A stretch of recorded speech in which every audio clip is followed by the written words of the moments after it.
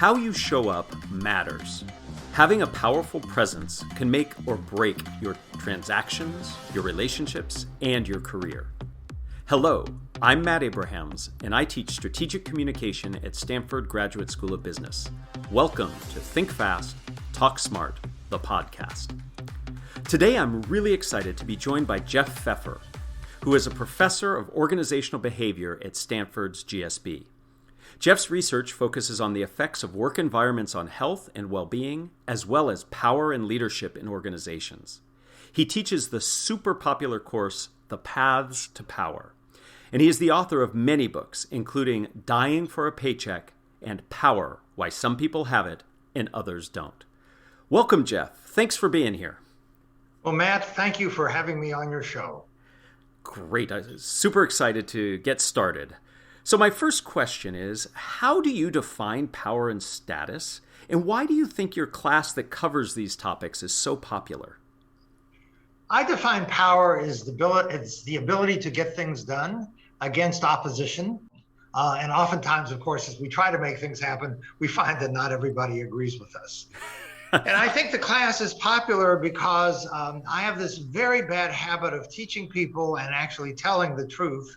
And so therefore, I think my students, both online and offline, and everybody I talk to actually appreciates knowing how to get things done in a world in which oftentimes that's difficult, and they like hearing the truth.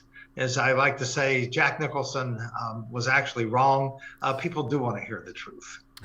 That's one of my favorite movies for sure. And I chuckled when you said, often those in power can't get things done. As the father of two teenagers, that is certainly true. Yeah. It's true in companies as well. Yes. For my next few questions, I want to get very tactical and specific, if you don't mind. So, are there specific nonverbal behaviors or body language, if you will, that we can employ to be seen as more powerful and having higher status? Are there things we should avoid doing as well? Absolutely. And in fact, I'm sure this is what you teach in your class. We give away our power by tilting our heads. We give away our power by looking down.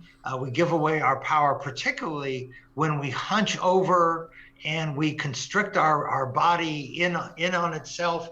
If you want to see an example of this, watch Tony Hayward testifying in the BP hearings, where he looks, there are no gestures, and he's really hunched in and reading a script. And so reading a statement. And so all of those things, I think, give away power. And on the contrary, you have power to the extent that you look people in the eye. You have power to the extent that you stand up to your full height, whatever that is. You have power to the extent that you use you take an expansive posture, you spread out, you take up more space, and you certainly have power to the extent that you use forceful gestures. And anybody who's ever watched somebody speak or watched the movie understands what a forceful gesture is, as opposed to one that isn't. Excellent. So you're right. In the classes I teach, we talk about being big, balanced, and still to demonstrate presence. And it sounds like you're echoing that advice. Absolutely. Let's switch from nonverbal to verbal. Are there specific verbal behaviors we can employ to be seen as more powerful or having higher status? And are there things that we should avoid saying? So one of the ways in which you convey power is by being loud.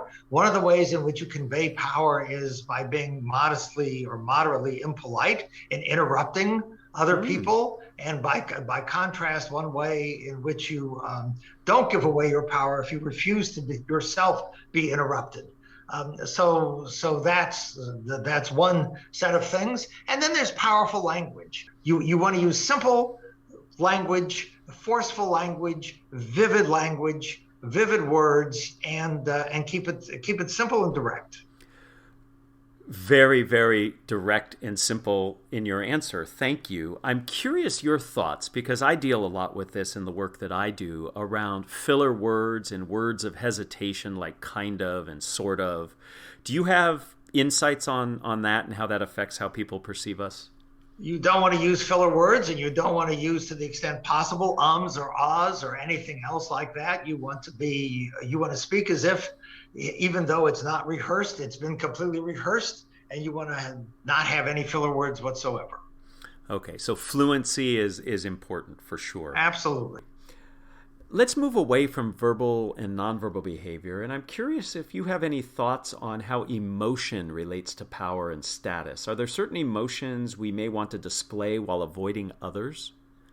Absolutely. But in general, I think we want to see people come across strong. Anger is a much stronger emotion than sadness or than any kind of remorse or hesitation or whatever. So anger is a very strong emotion, and I have found in dealing with the various people that I deal with, and particularly the institutions that I deal with, many of which have done a very good job of not providing good customer service, and your audience can figure out who they are, that oftentimes displaying anger gets much more results than begging or cajoling or pleading or throwing yourself on the mercy of whoever the particular organization happens to be. And you should use strong emotions, and anger and forcefulness is much stronger than pleading or apology or something like that. So there are certain situations for sure where anger is appropriate. There are others where it is not. Is something just like being very passionate and convicted in your belief or what you're saying, does that help as well? Absolutely. There's no question that to the extent that you are excited, I mean, we know that emotions are contagious. You walk down an airline corridor, to the extent that anybody walks down an airline corridor anymore, and smile at people, they smile back. If you frown, they'll frown. So we know that there have been studies. Emotions are contagious, and that means energy is contagious, passion is contagious, conviction is contagious. So yes, you want to be passionate, you want to be energetic, you want to have conviction about what you're talking about. Confidence is contagious. You want to display confidence both in the words and in body language and in the language that you use. You don't want to say, I think there may be some chance that our new venture might succeed. You want to say, we are going to succeed, and there's no question about it. Great example. I can't tell you the number of entrepreneurs I work with who have such hedging language in what they say, yet they are completely involved and engaged in what they're saying and passionate about it. It strikes me, Jeff, that the what you just talked about in terms of strong emotions, that actually leads to some of the things you discussed with nonverbal and verbal behavior. When we are passionate about something or angry about something, we gesture broadly. We're more expressive in our voice, the language choice we use. So the emotion can actually drive some of that nonverbal and verbal behavior you mentioned. No, that's exactly correct. I mean, to the extent that you're passionate and convicted and confident, you're more likely to speak in a louder voice. Right. So you were very kind to give me a sneak peek at your upcoming book, and I'm very excited for that to come out. In it, you talk about how our faces convey a lot of useful information regarding our power and status. Given that we are spending a lot of time communicating virtually, where only our faces show up, what advice would you give to people who want to be perceived as competent and higher status when all we see is a video representation of our faces? Well, I think, and the picture I'm looking at of you now, I think is a fabulous example of this. Why, thank you. So you practice what you teach. I think people, even prior to the pandemic, but certainly since the pandemic, have gotten way too sloppy about how they dress and how they show up. Mm-hmm. And, maybe Mark Zuckerberg can get away with a hoodie. I think for most people, you can't. I think you should dress and show up as how you want people to perceive you. So first and foremost, the folks behind my style, if I have any, will be very pleased. My wife and my two kids are going to be very thankful because I could not do anything. So thank you for noticing that. And then second, it really sounds like just like we need to be thinking about what we say in our messages and how we structure them for presence and power, we also need to think about how we show up. And Some of the literature that I'm familiar with suggests that how you frame yourself matters. You should take up half the screen and not sitting too far away. We read a lot on people's faces, and if I can't see your face because you're too far away or you're sitting in the dark, that actually makes you look more suspicious, less powerful. So it's not only how you dress and how you look, as you mentioned, it's also how you frame yourself also matters. Let me ask you this question. What would you suggest that someone who is in a lower status or power position, who wants to make sure someone in a higher status or power position pays attention to their communication? For example, a line employee talking to his or her boss, or even me talking to our deans. I think you need to think hard about what you're going to say, and you want to make it concise, and you want to lead with the most powerful part of your message and the part of the message you want them to pay the most attention to, because people have always had short attention spans and the attention spans have gone down. I think you want to do pretty much what we've been talking about. You want to speak directly. You want to communicate directly. You want to show up, if you're communicating with them in person, in a way that shows that you're someone to be taken seriously. And you know, in how you dress and how you hold yourself and how you convey yourself through both your body language and your spoken language. So I think you would do all the things that we've talked about, regardless of who you're talking to, if you want your message to be heard. Excellent advice. I often add in these situations to somehow link what you're saying to something of value to them can be helpful, not only to demonstrate that you understand what's important for them, but that you've taken the time to make your message relevant and tailored it as well. Yes.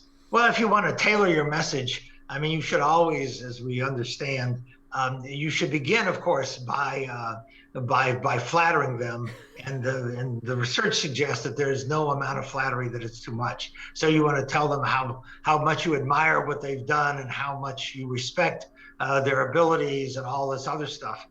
If you want them to take you seriously, you want to show them how much you admire them and how much you respect them and how happy you are to be in their presence.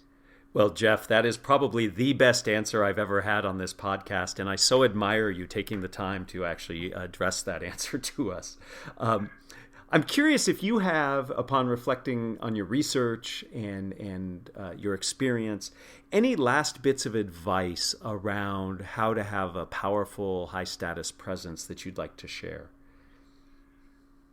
Well, I think, when I have Bill English and Susie Damolato, who are co-founders of the San Francisco Playhouse, come and teach my session on acting with power, they give the students, I think, fabulous advice, which I will pass on their behalf to your listeners. Mm-hmm. And that is to warm up. Mm-hmm. So they talk about getting your voice warmed up, getting your body warmed up, obviously not in public, maybe, shaking yourself out or, shaking your body or mm-hmm. going mum, mum, mum, mum, mum to warm up your voice. So that when you are, you can see actors and actresses do this before they go on stage or before they go to get filmed, but you should warm up in advance of everything you do. And one of the things you should do as part of the warm-up process is calm yourself down, so that you don't show up in a nervous fashion, and you show up basically ready to go. I mean, if I said to you, Matt, you're going to go play football particularly given our ages, but even before you went on the football field, you would probably do some stretches and some exercises to warm up. And the same advice holds for speech and communication. You want to warm up so that when you enter the moment, you are as relaxed and as, ready to go as you can be. If I were playing football, Jeff, I would sign my will and power of attorney, and then I would warm up. But you're exactly right in terms of taking time to warm up. So many people are so focused on what they're saying, they don't take time to actually prepare their bodies, their minds, their voice for actually saying it. And we often are so busy and rushing around that we don't give ourselves even time to prepare the content as best we could. So that's wonderful advice to really build into the process a time to warm up. And the great thing about being virtual is nobody needs to see it until you turn your camera on and unmute your mic. You can do some of that warming up. So there are actually some advantages, I think, to being virtual. Now, before we end, I'd like to ask you the same 3 questions I ask everyone who joins me. Are you up for that? I'm up for that. Okay, he says hesitantly. I'm not sure I have a choice, but sure, of course I have. Yes, I have the power in this situation. If you were to capture the best communication advice you have ever received as a 5 to 7 word presentation slide title, what would it be? Warm up. Don't be nervous. I like it. Very, very concise. And I think with the exception of one word there, all were one-syllable words. Warm up, don't be nervous. And we have spent time on this podcast definitely talking about anxiety management. So those who are still nervous speaking, I encourage you to listen in on those episodes. Number 2, Jeff, who is a communicator that you admire and why? I'm going to back up and ask you to define admire. So most people take this question to mean somebody that they respect, somebody that they feel demonstrates communication skills that are worthy of others to consider and use. Does that help? Yeah, that helps. I'm going to give you 2 answers. Okay. I think Barack Obama is a fabulous communicator, but I also think Donald Trump is an extremely effective communicator, and I think people can learn a lot by watching what he does and how he manages an audience and how he responds and feeds off the audience and how he plays into the audience and how what you say doesn't matter as much as how you say it. And there's a lot of research that suggests that. Yeah, absolutely. And a lot of people have looked at his speaking style and identified things that we can all learn from. So number 3, the final question. What are the first 3 ingredients that go into a successful communication recipe? A successful communication, I didn't hear the last word. Recipe. Imagine you're a cook in a kitchen putting together a successful communication dish. What are the first 3 ingredients? Simplicity. Simplicity for sure. Forcefulness. And the 3rd ingredient: simplicity, forcefulness, and volume. Interesting. Tell me a little bit more about forcefulness. I think we get simplicity, and I think volume makes sense. But what do you mean by forcefulness? Forcefulness means, speaking with conviction. Okay. Which means not only your voice and not only the loudness of your voice, but acting as if you mean what you say. There's this old saying, which I think has been taken very badly out of context, and which I think has been misused in some sense, which is fake it till you make it. I think the real saying is fake it until you become it. If you say something often enough and with enough conviction, over time, you may not convince any other human beings, but you will certainly convince yourself. And for you to be able to convince anybody else of something, you have to believe what's coming out of your mouth. Aha. That's a great way of explaining forcefulness. Thank you. And thank you, Jeff, for taking time to be with us today. All of us are truly appreciative of the detailed, specific advice and guidance that you have provided. And I expect that all of us will be sitting up a little straighter, talking a little louder, being a little forceful, so that we too can have a strong presence that's powerful and high in status. Thanks so much, Jeff. Pleasure being with you. Thank you for listening to Think Fast, Talk Smart, the podcast, a production of Stanford Graduate School of Business. To learn more, go to gsb.stanford.edu. Please download other episodes wherever you find your podcasts.